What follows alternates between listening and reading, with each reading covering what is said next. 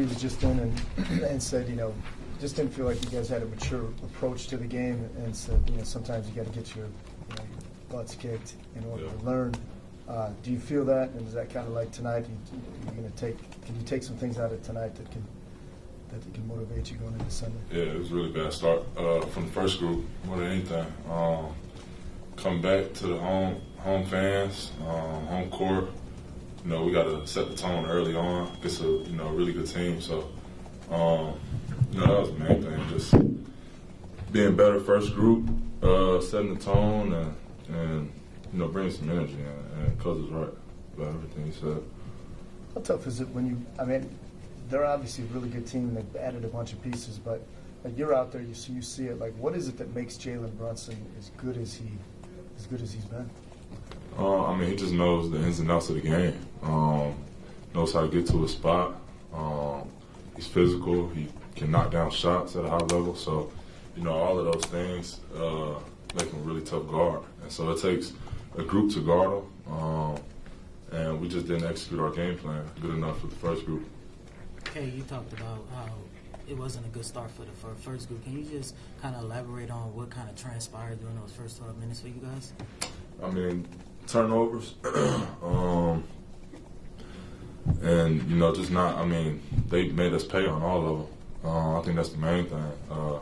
We just allowed them to be too free with their offense. If they're going to be moving the ball like that, we should have at least fouled them or put them in the bonus, something. You know what I'm saying? But they're moving around too freely.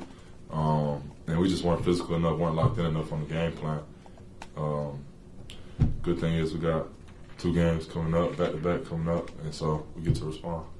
Speaking with the turnovers, you guys had 22 tonight, led to 30 points from the Knicks. You guys have been talking about you feeling you're a little bit closer, but the turnovers keep being an issue. What can you guys do to rectify? What's been the conversation about fixing that area? Yeah, it's a group effort. I think just giving each other space, being sharp with our passes, making sure that we give whoever's passing good outlets, as far as being strong, holding guys off to catch the ball, things like that. And then just, giving yourself better passing angles. Not playing in the crowd is something I've been doing a lot this year, is playing in the crowd too often. And so, all those things go into it, but at the same time, it's a game that, you got to take risks, you got to move the ball around, and I think, not having multiple passes in a possession allows defenses to shrink on you and makes it easier to guard. So just moving the ball around more, I think it would be huge for us, and watching film. We're about 2 weeks into the season. How do you feel this team is handling adversity and responding to moments or situations like this so far?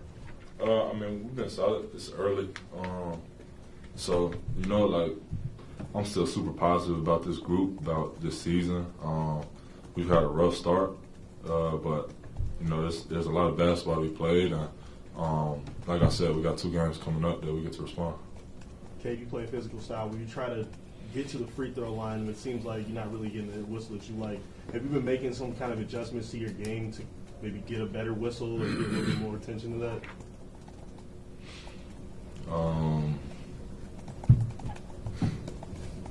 It's a tough one. It's a loaded question, man. I have the ball a lot, you know what I'm saying? So I try to be physical. I have to be physical. Teams are physical with me, guarding me. So I have to play through a lot of physicality to get to my spots and to, get shots off and do all of that. So, I'm going to continue to play the game the way I know how to play it. I'm trying to get fouls. I'm trying to yell more. I'm trying to, show the contact more. But it's all up to the ref and what they see. And so I just have to continue to play the game and continue to lead my group, and whether I get the whistle or not. Thanks, Dave. Appreciate y'all.